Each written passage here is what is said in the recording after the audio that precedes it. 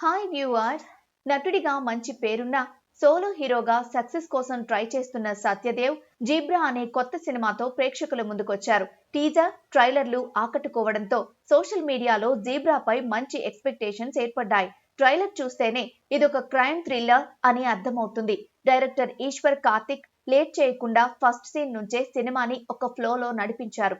మొదట్లో కాస్త కన్ఫ్యూజ్ చేసినా హీరో పెద్ద క్రైమ్ లో ఇరుక్కునే ఎపిసోడ్ తో స్క్రీన్ ప్లే ఇంట్రెస్టింగ్ గా సాగుతుంది. ఇక సెకండ్ హాఫ్ లో విలన్ ఫ్లాష్ బ్యాక్ రొటీన్ గా ఉంటుంది. హీరో పెద్ద దొంగతనం ప్లాన్ చేసే ఎపిసోడ్ బాగా వచ్చింది.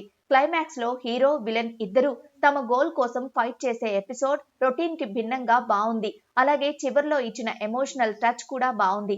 అయితే ఇలాంటి ఫినాన్షియల్ క్రైమ్ కాన్సెప్ట్ తో సినిమా తీసినప్పుడు హీరో లేదా వేరే క్యారెక్టర్స్ చేసే మోసాలని ఆడియన్స్ కు క్లియర్ గా ఎక్స్ప్లెయిన్ చేయాలి. కానీ అలాంటి సీన్స్ అండ్ ట్విస్ట్స్ అన్ని ఆడియన్స్ కి అర్థమయ్యే లోపే ఫాస్ట్ గా వెళ్ళిపోతాయి. దాంతో కావలసిన థ్రిల్ మిస్ అయింది.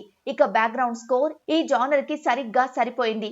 ఓవరాల్ గా zebra bank fraud back drop లో తెరకెక్కిన డీసెంట్ క్రైమ్ థ్రిల్లర్. సినిమాలో లాజిక్ మిస్ అయినా, అక్కడక్కడ సాగదీసినట్లు అనిపించినా న్యూ స్టోరీ, ఇంట్రెస్టింగ్ నరేషన్ వల్ల అలరిస్తుంది. సత్యదేవ్, డాలీ ధనుంజయ్ ఇద్దరు లీడ్ క్యారెక్టర్స్ లో బాగా నటించారు. దాంతో పాటు సత్య కామెడీ ఈ సినిమాను ఎంజాయ్ చేసేలా చేస్తుంది.